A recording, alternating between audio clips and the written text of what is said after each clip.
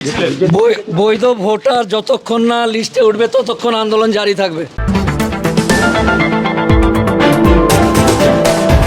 এই ঘটনার সাপেক্ষে আমরা কোনোদিনই পক্ষপাতিত্ব নাই এবং আমরা তীব্র নিন্দা করছি।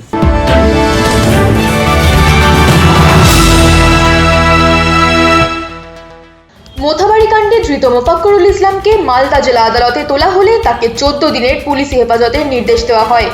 আগামী 17 এপ্রিল তাকে আবার মালদা আদালতে তোলা হবে।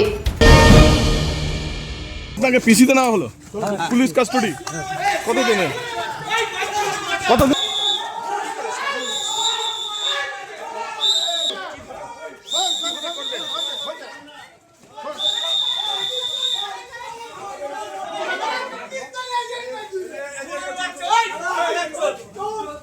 ধৃত মোফাক্করুল ইসলাম সাংবাদিকদের জানান তিনি কোনো ভুল করেননি।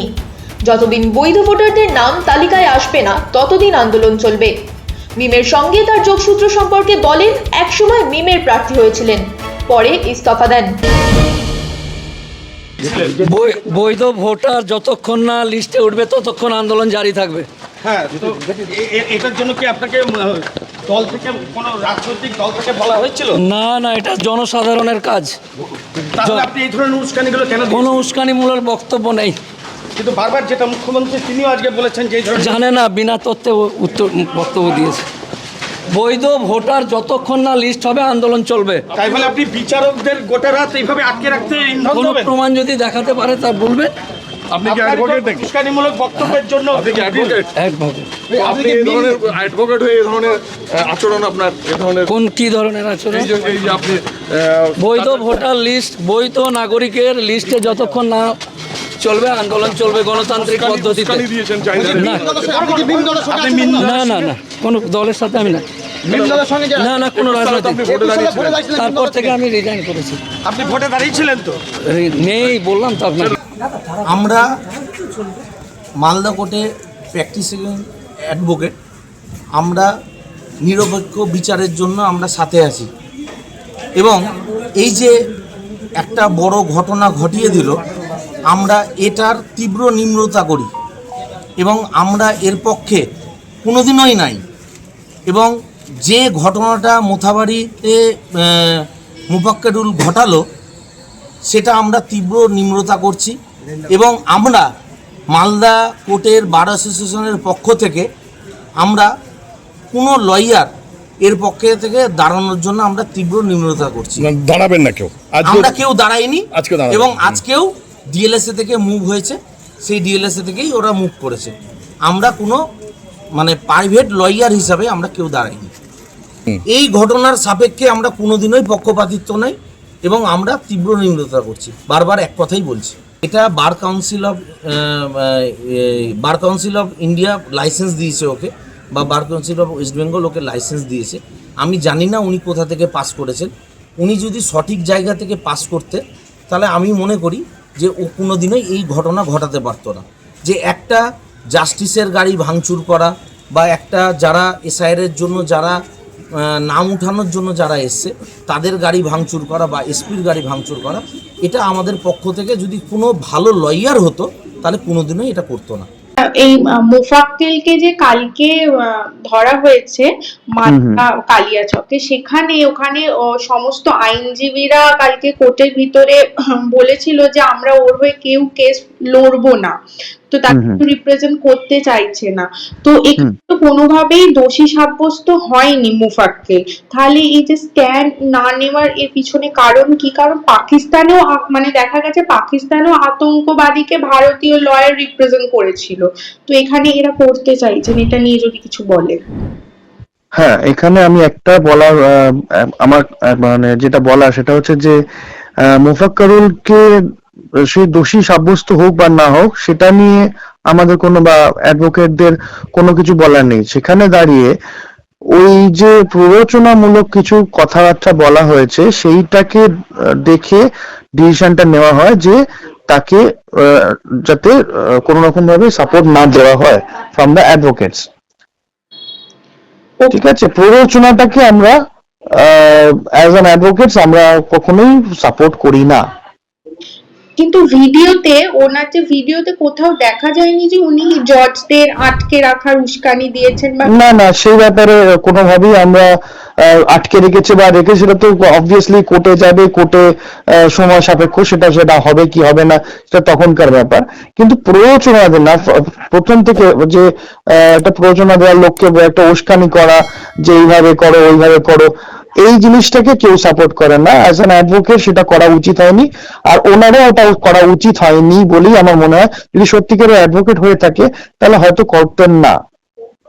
আচ্ছা, মোফাক্কেল তো 2021-এ মিমের টিকিটে লড়েছিল, তাহলে এখানে বলা হচ্ছে যে মানে এখানে বলা হচ্ছে উনি টিএমসি লোক, টিএমসি কে কেন দোষ দেওয়া হচ্ছে? এই ব্যাপারে আমি বলতে পারি যে রাজনৈতিক ভাবে সে যে কোনো লোকই যে কোনো জায়গায় যেতে পারে, সেটা নিয়ে আমার কোনো বক্তব্য নেই। যেটুকু বলা সেটা হচ্ছে যে একটা পার্সন হিসেবে বা একটা অ্যাডভোকেট হিসেবে তার যা করার, যা কিছু বলার, যা কিছু মানে চলার, সাধারণ ভাবে চলার, সেই জিনিসটা না করে একটা উস্কানি দেওয়া বা কিছু করা, সেগুলো কখনোই কোনো অ্যাডভোকেট সাপোর্ট করতে পারে না। আর একটা জিনিস, ওনাকে তো উনি নিজেই ধরা দিয়েছেন, যেটা দেখা গেছে ফেসবুক পোস্টের মাধ্যমে ধরা দিয়েছেন, কিন্তু ওনাকে বলা হচ্ছে যে মোফাক্কেলকে ধরা হয়েছে, মানে এইটা কেন? দেখুন, ফেসবুক পোস্টটা তো উনি দিয়েছেন, খুব ভালো কথা, কিন্তু সেটা তো মানে আইনসম্মত নয়। যেটা পরবর্তীকালে অ্যারেস্ট হওয়ার পরে যে প্রসেস আছে, তো প্রসেস অফ ল, সেটাতে প্রমাণ হবে কে ধরা দিয়েছে কি ধরা পড়েছে, সেখানে যা কিছু হবে সেই অনুযায়ী চলবে। তো সেটার উপরে কমেন্টস না করাই ভালো। আর মোফাক্কেলকে কি ধারাতে গ্রেফতার করা হয়েছে, এটা যদি একটু বুঝিয়ে বলেন। সেটা এখনো পর্যন্ত পাবলিকলি আমরা জানতে পারছি না, তবে খুব সম্ভবত সিডিশন বা এই ধরনের কোনো কিছুর জন্য ধরা হয়েছে, যেখানে ওনার এই বক্তব্যের জন্য অবভিয়াসলি কোনো কোন রকম ভাবে একটা মব সৃষ্টি হওয়া বা এই ধরনের একটা উস্কানিমূলক জিনিস তৈরি হওয়ার জন্য একটা জিনিস তৈরি করতে পারে, এই ধরনের একটা তৈরি হয়েছে। মানে ওনার বক্তব্যটা is not a good one. Mofakkel মানে উনি তো একজন শিক্ষিত মুসলমান লয়ার, তো মানুষকে মানে উনি যে ভোট অধিকার ফেরত পাওয়ার জন্য যে সাহায্য করছিল, ও মানে এটাই কি? সেটাতে কোনোভাবে আমরা বলছি না যে সেটা হতেই পারে, যে কোনো লোকের এটা মৌলিক অধিকার আছে, সেখানে সেটা করতেই পারে, কিন্তু বলার স্টাইল, একজন অ্যাডভোকেটকে তো লোকে একটা জায়গা থেকে দেখে, একটা লিডার হিসেবে দেখে। সে নর্মালি কোনো লিডার, মানে পলিটিক্যাল লিডার না হলেও তার একটা লিডারশিপ কোয়ালিটি আছে। সেই লিডারশিপ কোয়ালিটিতে কখনোই কোনো রকম ভুল সংবাদ বা মানে ভুল কোনো সংকেত দেওয়া উচিত নয়, আর সেখানে উনি সেটাই করেছেন। আচ্ছা, আরেকটা কথা, আপনাকে যদি বলা হয় যে মোফাক্কেলের হয়ে কেস লড়বেন, যেহেতু মালদার আইনজীবীরা বলছে যে কেউ তার হয়ে দাঁড়াবেন না, তো আপনি কি লড়বেন কেস? অবশ্যই নয়, কারণ বারের এগেনস্টে আমরা কখনোই যেতে পারি না বা যাওয়া উচিত নয়। দেখুন, বারের ডিসিশন মানে হচ্ছে সমন্বিত ডিসিশন। এখানে যে ডিসিশনটা নেওয়া হয়েছে যে তার হয়ে না লড়ার জন্য, সেই ডিসিশনটাতে নিশ্চয়ই কোনো রকম ভাবে একটা বড় সড়ো কোনো দিক দেখেই সেটা নেওয়া হয়েছে, সেই ডিসিশনটা নেওয়া হয়েছে। তো সেই ডিসিশনের এগেনস্টে যাওয়া মানে অবভিয়াসলি বারকে রেসপেক্ট না করা, আর আমরা সবাই বারের মেম্বার, অবভিয়াসলি বারের হয়ে কথা বলাটাই বেটার। আর এখানে আপনার কি কোথাও মনে হয় যে মোফাক্কেলের কোনো বিদেশি জেহাদির সাথে কোনো যোগ আছে? সেটা সময় সাপেক্ষ, এবং সেটা হয়তো পরবর্তীকালে কি হলো না হলো তার ব্যাপারে সেটা ইনভেস্টিগেশনে যা হবে, যা উঠবে তা উঠবে, কিন্তু আমরা এইভাবে কোনো রকম কমেন্টস করতে পারি না।